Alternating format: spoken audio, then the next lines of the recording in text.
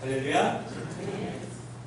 오늘은 작은 실천이 바다를 만든다, 이룬다, 이런 제목으로 함께 말씀을 나누도록 하겠습니다. 성경을 보면 참 위대한 인물들이 많습니다. 그 사람들의 믿음이 대단하고 그 사람들이 이룬 일들이 너무 대단해서 그 사람들의 이름을 우리 자녀들의 이름으로 많이 짓습니다. 아브라함, 다니엘, 여호수아, 에스더, 요셉, 모세, 사무엘, 다윗, 바울, 모두 많은 사람들이 살아가고 있는 그런 인물들이고요. 또 실로 대단한 일들을 많이 하는 그런 사람들입니다. 물론 하나님께서 그들과 함께 하셔서 이뤄낸 일이지만 그들이 보인 것도 정말 대단한 삶의 모습을 보였습니다. 그런데 이런 생각이 들었습니다. 그들은 어떻게 그렇게 큰 믿음의 일들을 할 수 있었는가? 그들의 처음 시작은 어땠을까? 다시 말해서 그들은 처음부터 위대한 사람들로 태어났는가? 그들은 처음부터 큰 일을 감당했는가? 그들은 처음부터 주변에 있는 친구들보다, 이웃 사람들보다 월등하게 우수하고 능력있고 좋은 환경에서 큰 일을 감당했는가? 이런 생각이었습니다. 사실 우리는 그들은 처음부터 그렇게 잘했다라고 생각하는 경우가 굉장히 많습니다. 그래서 우리가 성경의 사람들의 위대한 면들을 잘 알지만 나도 그렇게 되어야지 이런 마음을 쉽게 먹지 못할 때가 많습니다. 그들은 위대한 사람들이고 나는 그렇게 되기에는 환경이나 여러 가지가 부족하다, 그렇게 생각합니다.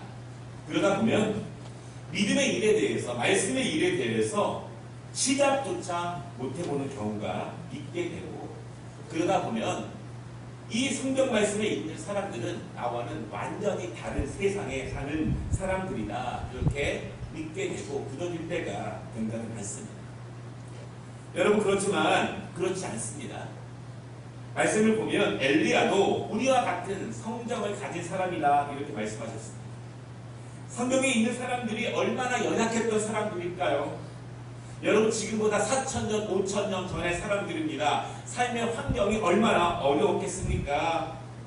굉장히 부족한 사람들이었고 죄인이었습니다. 사실 그들도 하나님께서 성령의 역사가 함께하지 않으면 아무것도 감당할 수 없는 연약한 사람이었다라고 하는 사실을 우리가 깊이 생각해 보아야 할 것입니다. 그러면 그들은 어떻게 그렇게 위대한 믿음의 사람이 될 수 있었는가? 우리는 그 사람들의 마지막 결과, 이룬 일들, 행한 일들, 그 마지막 믿음의 모습들을 바라봅니다. 그러나 오늘은 그것보다 그들의 처음 시작이 어떠했는지 처음 모습을 보고 싶습니다. 그들은 처음에 어떤 일을 했는가, 그 위대한 일을 행한 사람들도 처음의 모습이 어땠는가를 바라보면서 오늘 우리도 다시 한번 믿음의 소망을 갖고 성경의 위대한 사람들이 주님의 능력과 더불어 그 일을 감당한 것처럼 우리 모든 성도들도 그러한 일들을 감당하는 그런 시간이 되시기를 주님의 이름으로 축원합니다. 첫 번째로요, 오늘 말씀을 보면서 보아스는 긍휼을 아는 사람이었다라고 하는 것입니다. 구약의 많은 단어 가운데에서 정말 은혜롭고 감사하고 사랑스러운 단어가 있다면 그것은 아마 긍휼일 것입니다. 사실 그 긍휼이라는 단어를 하나님이 자주 사용하십니다. 성경은요, 사랑이 담겨져 있는 마음, 그리고 그 마음이 실천되는 것을 긍휼로서 표현합니다. 마음만 말하지도 않고 실천만 말하지도 않고 그 마음을 가지고 그 마음이 실천되는 것을 긍휼, 이렇게 표현한다는 것입니다. 특별히 긍휼의 원천이 어디인가, 긍휼의 시작이 어디인가, 그것을 성경은 하나님이라고 가르칩니다. 하나님께서 마음을 가지고 그 사랑을 실천하는 것, 그것을 긍휼이고 하나님의 성품이라고 우리에게 가르치고 있습니다.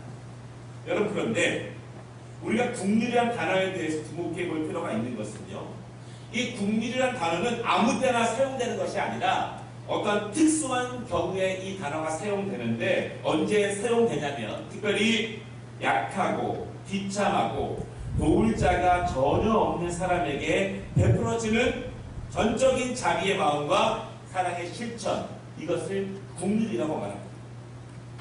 간단한 사람, 지혜로운 사람, 든든한 사람, 남의 도움이 없어도 되는 사람, 그런 사람들에게 필요한 것이 국률이 아니라 약하고 비참하고 전혀 도울 자가 없는 연약한 사람, 스스로 살아갈 수 없는 사람, 그들에게 하나님이 주시는 그 마음과 실천을 국률이다, 이렇게 말한다고 하는 것입니다. 이 국률이라고 하는 단어가 집중적으로 사용된 데가 출애굽기에 많이 있는데요. 여러분, 출애굽기에 애굽에서 포로로 있던 그 이스라엘의 상태를 바라보십시오. 그들은 약했습니다. 그들은 비참했습니다. 그들은 누구의 도움도 받을 수 없었습니다. 하나님의 국률의 마음과 그 실천이 없었다면 그들은 영원토록 포로 생활 할 수밖에 없는 그러한 사람이었습니다. 국률은 그런 것입니다. 국률은 하나님의 마음으로부터, 그분의 실천으로부터 시작됩니다. 그러나 그 국률은 하나님께만 멈춰져 있는 것이 아니라 하나님의 백성들에게 흘러 내려오게 됩니다. 하나님의 자녀들에게 그 하나님의 성품인 국률이 전달되게 됩니다. 왜냐하면 하나님의 자녀들은 하나님의 국률을 받은 사람들이기 때문입니다. 하나님의 국률의 혜택을 입은 사람들은, 받은 사람들은 약하고 비천했지만 누구도 도와주지 않는 사람이었지만 하나님의 국률을 받았기 때문에, 그것이 하나님으로부터 온 것을 알기 때문에 그것이 하나님의 사람들에게 국률이 다시 한번 나타나게 된다라고 하는 것입니다. 오늘 본문에 여러분 보아스를 보십시오. 그는 국률의 사람입니다. 그런데 우리가 생각해야 될 것은, 국률이라고 하는 것은요, 아주 큰 마음, 엄청난 실천, 이것을 말하는 것이 아닙니다. 만약에 그렇게 큰 것이 국률이라면 우리에게는 별로 해당되지 않을 수 있어요. 그러나 국률은 굉장히 작은 것입니다.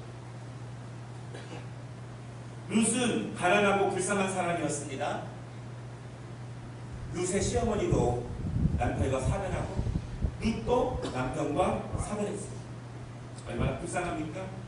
아무것도 없이 어머니의 고향으로 돌아왔습니다. 사실 그들이 할 수 있는 것은 아무것도 없습니다. 그저 하루하루 살아가기 위해서 누군가가 도와주어야만 합니다. 누군가가 긍휼을 베풀어 주어야만 살아갈 수밖에 없는 그런 사람입니다. 연약한 룻이 어떻게 살아갈 수 있습니까? 오늘 말씀을 보면 추수가 끝난 밭에 가서 농작물을 거두고 난 다음에 땅에 떨어진 그 이삭 알갱이들을 줍는다, 이렇게 말합니다. 여러분, 그렇지만 땅에 떨어진 그 이삭이 얼마나 많이 얻어야 하루에 식사할 수 있는 그 양을 거둘 수 있을까요? 이 말씀을 보면 룻은 온종일 쉬지 않고 이삭을 주어도 둘이 먹기에, 연약한 두 여인이 먹기에 충분한 양의 이삭을 줍지 못하게 됩니다. 그래서 이 밭에서 죽게 되고 옆 밭으로 옮기게 되고 계속 움직이면서 어머니와 룻이 먹을 수 있는 양의 그 이삭을 줍기 위해서 하루 종일 노력을 하고 있습니다. 이 모습 가운데 이런 생각을 해봤습니다. 첫째는요, 룻은 양식을 줍고 있다는 거예요. 줍고 있다. 오늘 먹을 양식을 줍고 있습니다. 하나하나 땅에 떨어진 것을 줍고 있습니다. 하나를 줍기 위해서 한 번 허리를 숙여가며 떨어진 그 풀들 사이에서 죽고 있는 그 모습이 얼마나 처량하고 얼마나 비참하고 얼마나 불쌍합니까? 두 번째로, 그 두 여인이 먹기 위해서, 그 양을 얻기 위해서 계속 밭을 옮겨가면서 이삭을 주어야 합니다. 근데 더 중요한 것은요, 이 일을 오늘 해야 하지만 내일 또 해야 됩니다.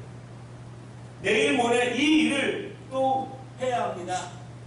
오늘 이 밭을 줍습니다. 내일 저 밭에 갑니다. 우리가 이 룻이 주어야 될 밭은 점점 멀어질 수밖에 없습니다.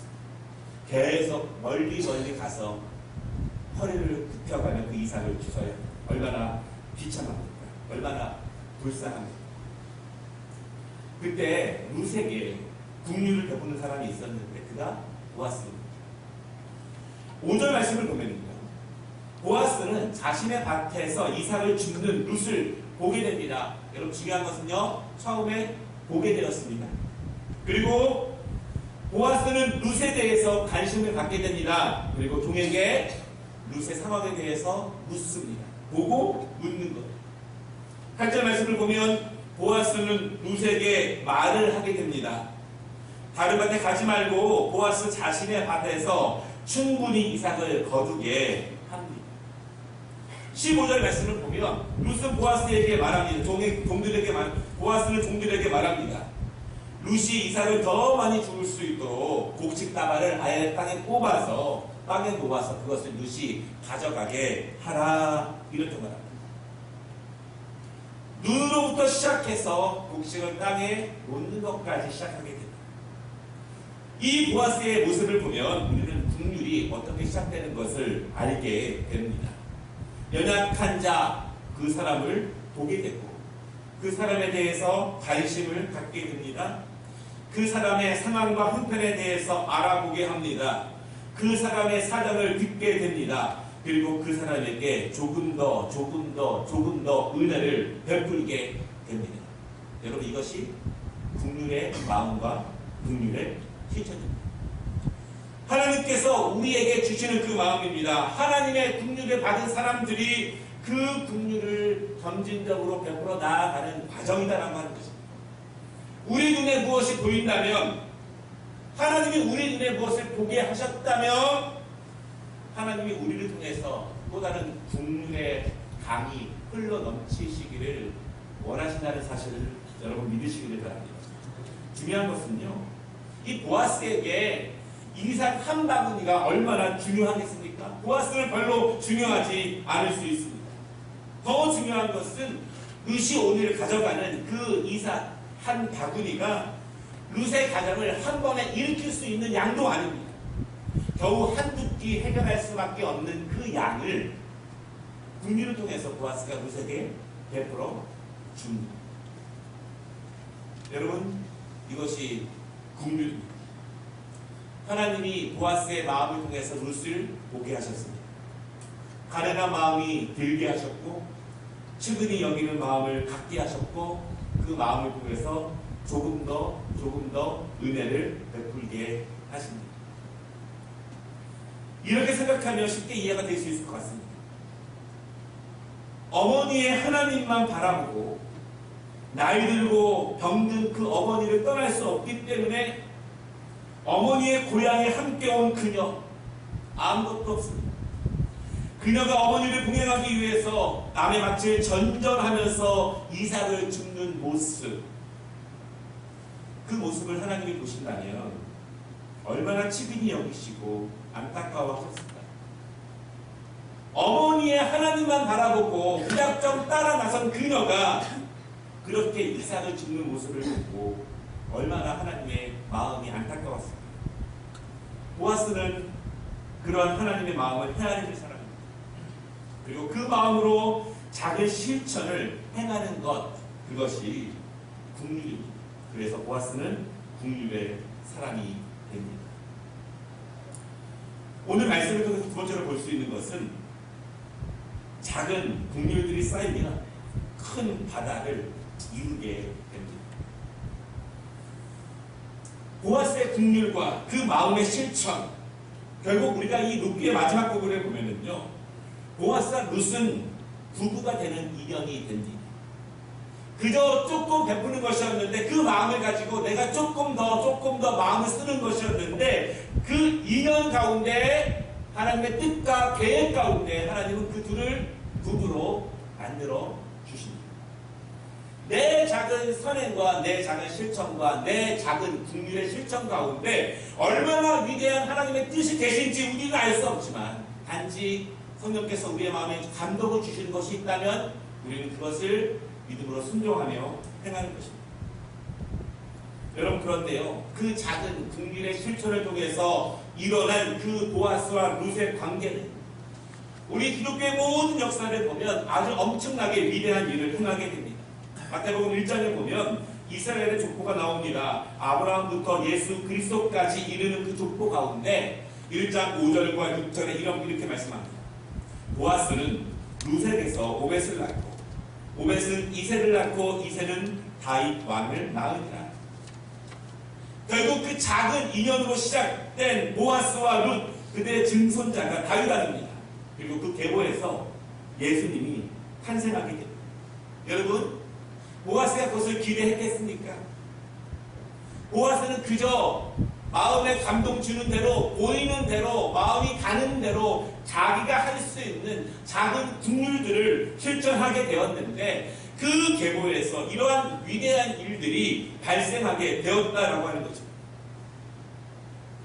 하나님께서는 다윗을 통해서 이스라엘을 위대한 국가로 만드셨습니다. 예수 그리스도를 통해서 인류를 구원하셨습니다. 그런데 그 계보에서 여러분 보아스와 룻의 역할이 참으로 엄청나게 큽니다. 이렇게 말할 수 있어요.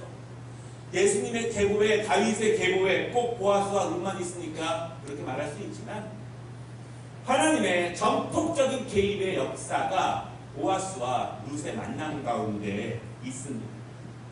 여러분, 보아스의 아버지가 누구이죠? 보아스의 아버지는 살몬인데 보아스의 어머니는 라합입니다. 라합이 누구일까요? 출애굽한 백성들이 이스라엘 백성들이 여리고성을 빙빙 돌고 그 성이 무너지게 됩니다. 그때 여리고성 안에 있던 정탐꾼을 살려주는 믿음의 여인이 있었는데 그 여인이 바로 라합입니다. 라합은 100% 이방입니다. 하나님은 라합에게 긍휼을 베풀어 주신 것입니다. 그리고 그 라합이 보아스를 낳았어요. 모든 여리고성 사람들이 죽었습니다. 그 안에서 하나님의 긍휼을 입은 라합, 그가 그의 자녀 보아스를 어떠한 마음으로 키웠겠는가라고 하는 것입니다.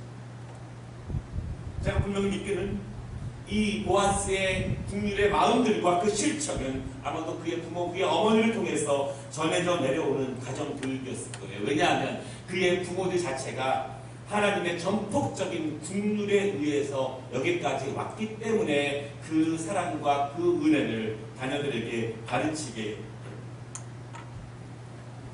여러분, 보아스의 신앙을 볼 수 있는 면이 있는데요. 4절 말씀을 보면은 보아스가 종들에게 이렇게 말합니다. 여호와께서 너희와 함께 하시기를 원하노라. 보아스는요, 임마누엘, 함께 하시는 하나님을 믿는 사람입니다. 확신하는 사람입니다. 우리는 연약하고 부족하지만 하나님께서 그와 함께 하심을 믿는 사람입니다. 그 하나님께서 그의 어머니를 건지셨고 그 이방 여인을 오늘까지 인도한 것을 보아스는 믿는 사람입니다. 10절 말씀에 보아스가 룻에게 이렇게 말합니다. 여호와께서 내가 행한 일에 보답하시기를 원하며 이스라엘의 하나님 여호와께서 그의 날개 아래에 보호를 받으러 온 내게 온전한 상 주시기를 원하노라. 보아스는 하나님을 의식하며 사는 사람입니다.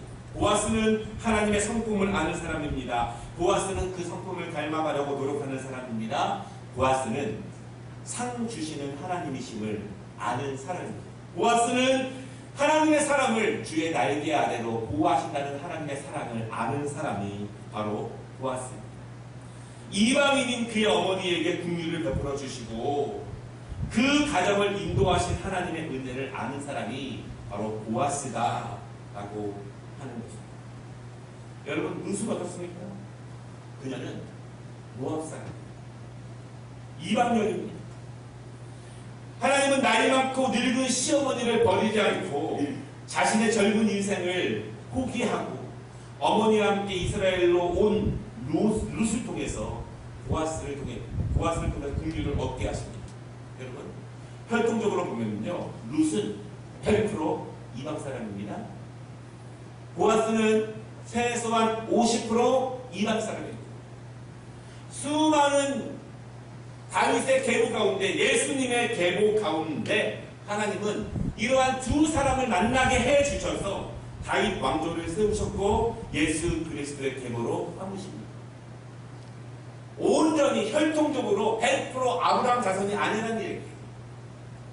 하나님이 이 룻과 보아스를 만나게 하신 것이 다윗의 계보, 예수님의 계보 전체적으로도 하나님의 놀라운 긍휼의 은혜가 그 안에 대입되었다라고 하는 것입니다.